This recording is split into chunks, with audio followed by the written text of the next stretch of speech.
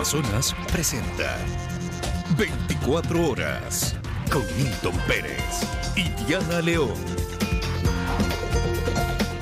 Buenas noches con todos. Pronóstico de lluvia para los primeros 11 días de noviembre. No obstante, no se espera que sean fuertes ni continuas. Hola, Diana. Hola, Milton, amigos, muy buenas noches. Y las lluvias del fin de semana mejoraron en algo los caudales de las hidroeléctricas del complejo Paute, pero sobre todo Coca-Codo Sinclair. Empezamos. Sí, la hidroeléctrica Coca-Codo Sinclair alcanza un pico de generación eléctrica. Son 1.050 megavatios producidos este martes con corte a las 5 de la tarde. Hoy estuvimos en la central hidroeléctrica, la recorrimos y esto es lo que vimos. Son buenas noticias. Después de meses de baja producción energética, la hidroeléctrica Coca-Codo Sinclair anuncia que este martes ha tenido una producción de 1.050 megavatios con corte a las 5 de la tarde, superando los 1.000 producidos este lunes. Esto luego de que fuertes precipitaciones se dieran en la provincia del Napo.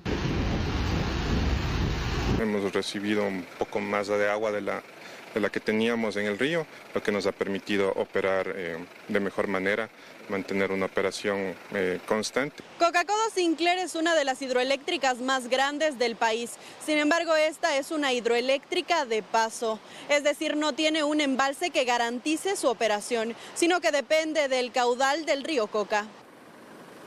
El mismo que a pesar de que a las 11 de la mañana superó los 200 metros cúbicos por segundo, a las 5 de la tarde disminuyó a 196 metros cúbicos por segundo. El tema de las lluvias que a nosotros nos beneficia es justamente en la parte alta, en los afluentes del río Coca. Realmente también el hecho de que mucho tiempo pasa el río seco, pues cuando llueve mucho arrastra muchos sedimentos, que eso también nos perjudica en términos de generación. La mejora de las condiciones climáticas permitió que solo esta central abastezca al país en un 54% este lunes, generando la reducción de cortes de luz a nivel nacional. Nosotros también dependemos acá de las condiciones climáticas como tal. Pronósticos es que van a haber lluvias moderadas el día de hoy y el día de mañana. Autoridades nacionales afirman que evalúan la situación y por ende la duración de los racionamientos de luz. Y según el INAMI, hasta el próximo 11 de noviembre se pronostican condiciones favorables para lluvias, principalmente en la Sierra y Amazonía. Estas precipitaciones de los últimos días ayudaron a crecer a más de 10 ríos a escala nacional. Son estas las pantallas del Instituto Nacional de Meteorología e Hidrología INAMI, que muestran que la probabilidad de lluvias en el país continuará hasta el próximo 11 de noviembre. Dicen que aunque las precipitaciones han sido considerables en los últimos días, existe el riesgo de que disminuyan de forma gradual su intensidad. Como hemos tenido condiciones bastante secas, hay todavía varios sistemas atmosféricos que mantienen todavía condiciones que no permitan establecer condiciones más intensas del verano. Estamos esperando a finalizar este año, inicios del próximo, para que podamos mirar cómo las condiciones de lluvia se puedan restablecer. Y que si bien es una buena noticia que se registren lluvias en medio de la crisis, el experto es claro en mencionar que el déficit hídrico que atraviesa el país no se cubre con 2 o 3 días intensos de lluvia. Desde la Secretaría de Gestión de Riesgos se dio a conocer que hay un río desbordado a causa de las precipitaciones, pero por el momento no hay alertas. En Morona Santiago, el río Pano, siempre que se desborda está el tema del puente, el tema vial, pero no hay poblaciones cercanas. Y también lo que tenemos en río Lumbaqui, Putumayo, Aguarico, tenemos alguna alerta de que se haya visto una afectación o algún impacto en la población. Además, la fuerza de la crecida de los ríos se pudo evidenciar también en otras zonas de la Amazonía, como estas imágenes lo demuestran. Es del río Coca que alimenta la hidroeléctrica Coca-Codo Sinclair. Pero además de las lluvias, el INAMI también alerta que del 31 de octubre al 1 de noviembre se incrementará la temperatura y radiación ultravioleta en determinados puntos del país. Tanto en la región litoral y amazónica este, con temperaturas que pueden elevarse hasta los 32, 33, 34 grados centígrados, como en la región interandina, que van a ser con menor intensidad. Sin embargo, sí vamos a sentir un poquito de calor para las personas que vivimos y estamos en zonas de valle. Según los registros, son más de 10 ríos a escala nacional que han incrementado considerablemente sus caudales a causa de las lluvias que iniciaron el pasado domingo. Las lluvias desde la madrugada de este lunes han sido beneficiosas para la cota de los embalses de Mazar, Amalusa, Daule, Peripa, pero esto no ha mejorado mucho, su situación es crítica aún. María Gracia Chacón nos da cifras en tiempo real de los niveles de estos embalses y su producción. Buenas noches, compañeros. Así es. Según la información del Operador Nacional de Electricidad, SENACE, así están las cotas y caudales de las hidroeléctricas. Cerca del río Paute, al sur del país, en Mazar, el caudal es de 38 metros cúbicos por segundo. La cota o altura mínima que debe alcanzar el agua es de 2.098 metros sobre el nivel del mar. Su cota actual es de 2.113,25 metros sobre el nivel del mar. También en el río Paute, la central Molino tiene un caudal de 54 metros cúbicos por segundo. Su cota mínima es de 1.975 metros sobre el nivel del mar y actualmente es de 1.979,29 metros sobre el nivel del mar. El caudal de la central hidroeléctrica Daule-Peripa es de 80 metros cúbicos por segundo. La cota mínima de este embalse es de 75 metros sobre el nivel del mar y su cota actual es de 85 metros sobre el nivel del mar. En los últimos días, la cota de estos embalses aumentó 1 metro gracias a las lluvias desde este lunes en la cuenca del río Paute. No obstante, los embalses siguen en crisis. Por ello, la central hidroeléctrica de Mazar sigue apagada. Se necesitan lluvias continuas y fuertes para que los caudales de estas cotas no decrezcan y se pueda sortear la crisis. Y Colombia no reanudará la venta de energía al Ecuador, así lo confirmó la ministra Inés Manzano en una entrevista al canal Caracol. Sin embargo, explicó que apuntan a una segunda estrategia que tiene relación con la compra de electricidad al sector privado de ese país. La expectativa de que Colombia reanude la venta de energía a Ecuador era alta. El propio ministro de esa cartera, Andrés Camacho, publicó la noche del lunes en su cuenta de X las fotos de la reunión que mantuvo con la ministra ecuatoriana Inés Manzano y escribió: ratificamos nuestro compromiso de intercambio de energía, siempre y cuando las condiciones mejoren. Pero en menos de 24 horas se conoció la negativa del país vecino para retomar la venta de electricidad. Fue la ministra Manzano la que lo confirmó al canal colombiano Caracol.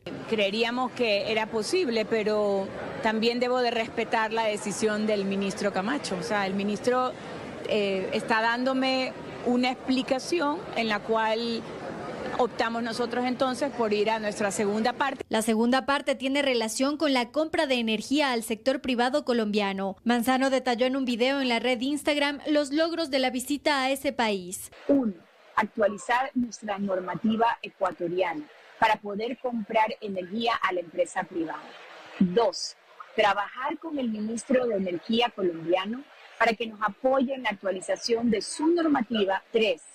Fortalecer relaciones comerciales con 3 empresas privadas colombianas. De esas 3 empresas que menciona, al menos ya existiría una propuesta en firme. Se trata de la empresa I+D, que ofrece proveer a Ecuador 200 megavatios. De inicio 100, en pocos días otros 100 y eventualmente llegar a 300, pero con un contrato a 2 años. Es decir, es algo parecido a lo que se tiene con las barcazas y los costos estarían, de acuerdo a la propuesta, alrededor de 17 centavos de dólar el kilovatio hora. Sin embargo, a decir del consultor de energías, Gabriel Secaira, esta misma empresa ya intentó hacer la venta en el gobierno de Guillermo Lasso, pero la intención no progresó porque es prácticamente inviable, explica. Una transacción a largo plazo, según las regulaciones de la CAN, no se la puede hacer, y por una sencilla razón: tiene que cumplir con ese contrato.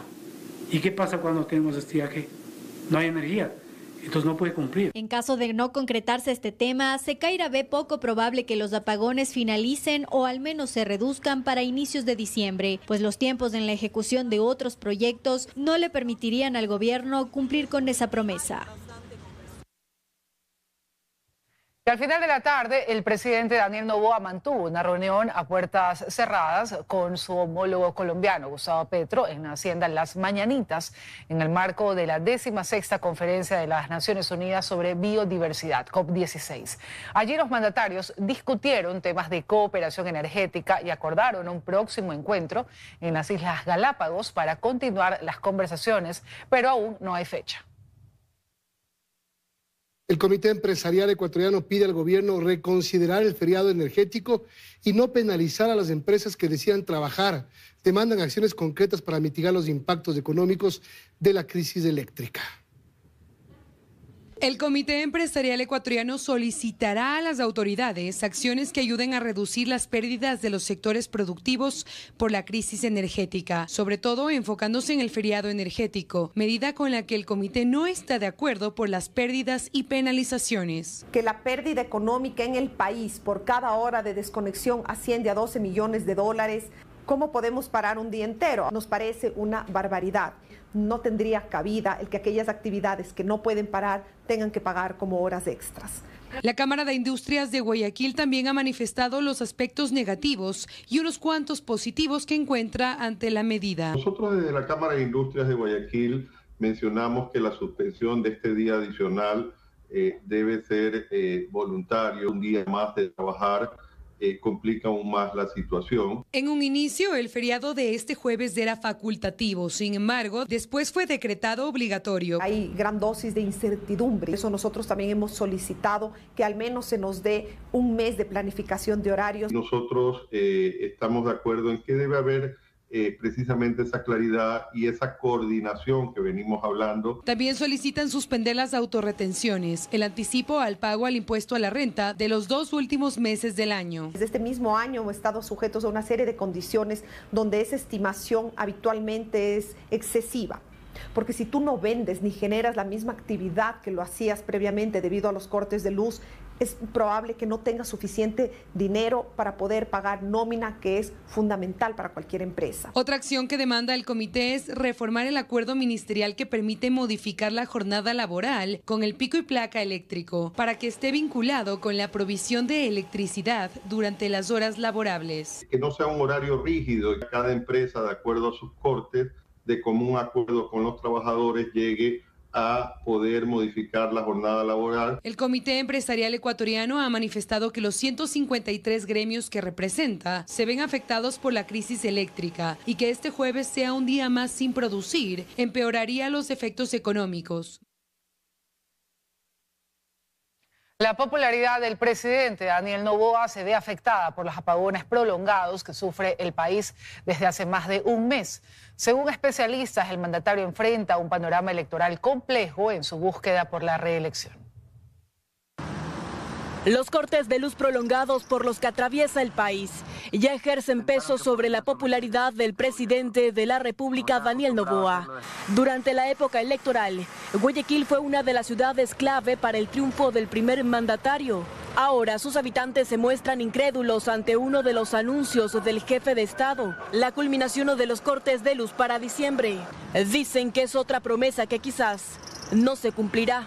No se puede creer, porque se acuerda cuando él dijo que iban a bajar las horas de corte y antes le aumentaron 2 horas. Promesas que no va a poder cumplir, promesas que hizo en campaña, que él sabía el problema que venía en Ecuador. Los habitantes aseguran no tolerar más un mes de apagones, y es que la crisis energética ha puesto en jaque a la economía del país.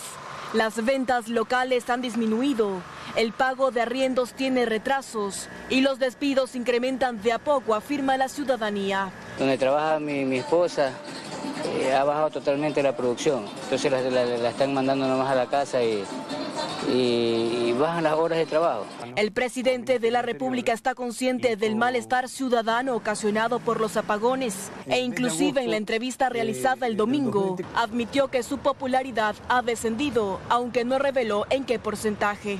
Si fuese un ciudadano normal, yo estaría cabreado con el presidente si es que hay apagones, sea culpa de él o no. Y eso es lo que se ha visto. Para el estratega de comunicación Andrés Seminario, la popularidad de Daniel Noboa empezó a descender desde la ola de inseguridad que azotó a varias localidades del país, como Manta en la provincia de Manabí, Camilo Ponce Enríquez en Azuay y los cantones de Guayaquil y Durán en Guayas. Creo que los apagones son la cereza del pastel de una situación que estaba irresoluta. Si yo tuviese que hacerle una recomendación, yo le recomendaría que resuelva el problema antes que ser candidato. Mientras tanto, el país continúa atravesando por apagones de hasta 14 horas y esperando a que la situación en algo mejore con el pasar de las semanas, y con los ofrecimientos del presidente.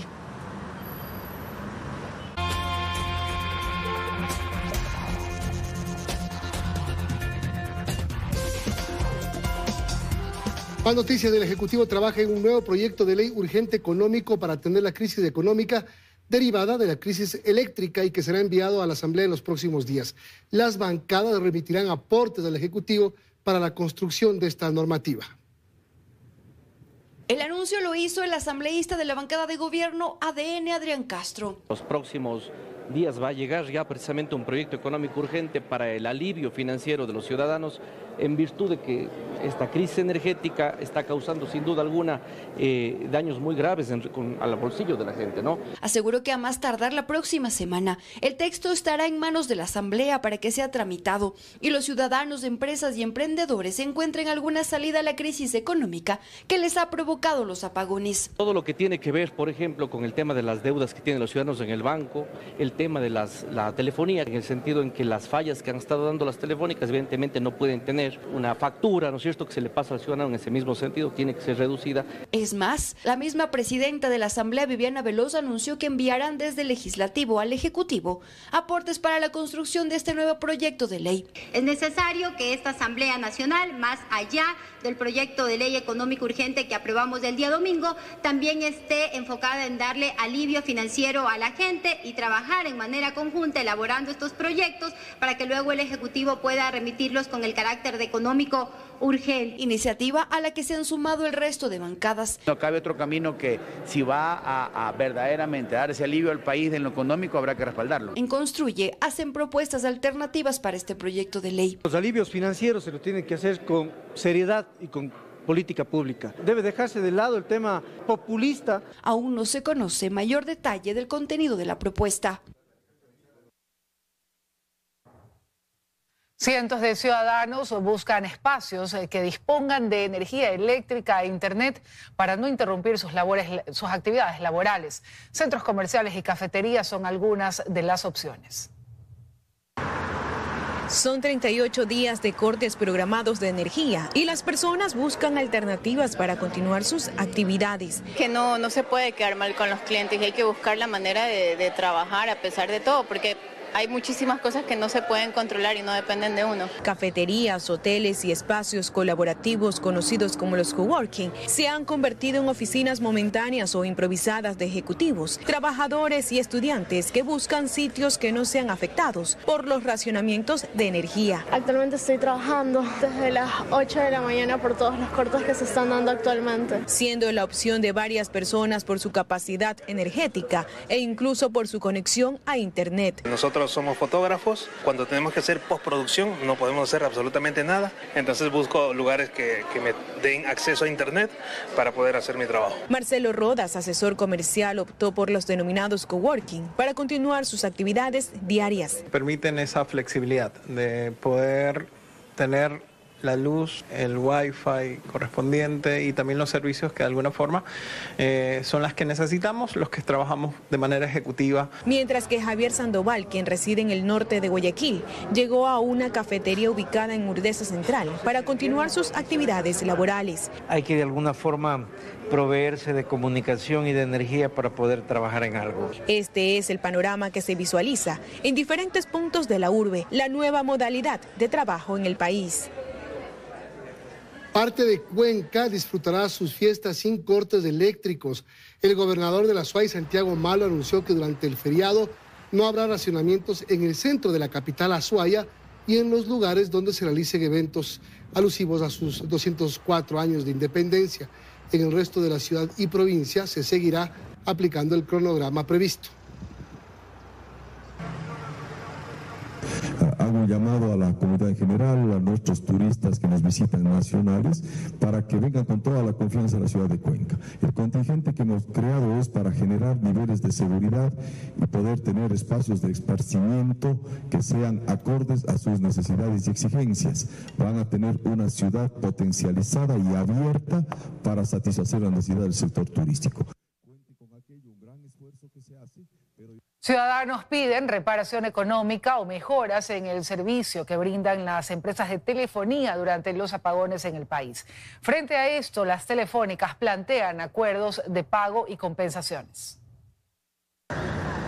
Las quejas no son pocas y la inconformidad aumenta con el pasar del tiempo. Hablamos del servicio de las telefonías móviles que desde el inicio de los racionamientos de energía han desmejorado el servicio, que en muchos casos durante los cortes de luz se debilita e incluso dejan de funcionar. Que era para llamadas.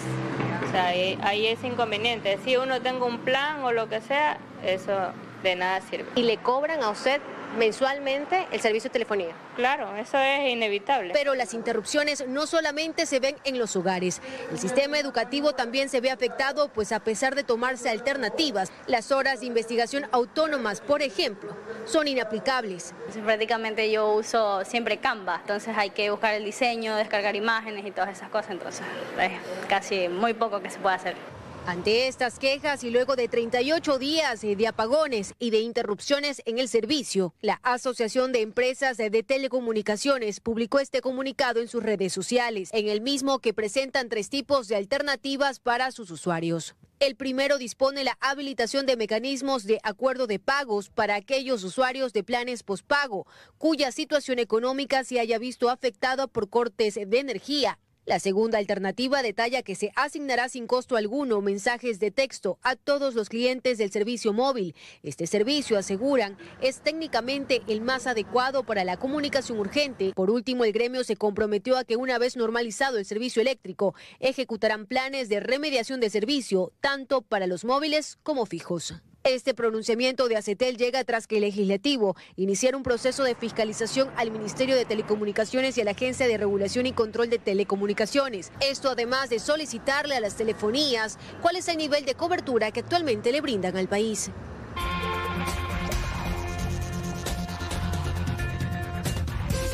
Seguimos, amigos. Nuevos cuestionamientos se tejen alrededor del concurso para jueces y con jueces de la Corte Nacional de Justicia. Ante la oposición de 2 vocales de la Judicatura, el presidente del organismo, Mario Godoy, impulsa una revisión de calificaciones de méritos de los postulantes. El trabajo ejecutado por los expertos que participaron en una fase inicial del concurso para jueces de la Corte Nacional de Justicia será revisado, y esto por iniciativa del presidente de la Judicatura, Mario Godoy. Su inquietud la llevó al pleno del organismo y esto, según la vocal Yolanda Yupangui, se sumó como un elemento más de preocupación al ya polémico concurso. No era posible revisar las decisiones de los expertos. Ahorita está siendo revisada por el pleno, porque el doctor Godoy llevó al pleno este tema. La propuesta se planteó en la sesión del pleno de este lunes, donde se evidenciaron los roces entre los vocales. Solanda Goyes no ocultó su disgusto frente a la iniciativa de revisar una fase que se suponía superada. Pero esa fue una fase precluida. La postulante Maite Benítez reclama por la transparencia de sus calificaciones de méritos. Previamente le fue negada una acción de protección. No obstante, el titular del organismo diligentemente ha propuesto revisar las calificaciones. Y ante esto, la vocal Solanda Goyes expuso su inquietud. Por lo tanto, a mí me llama la atención que estemos ahorita revisando con esta celeridad este tema.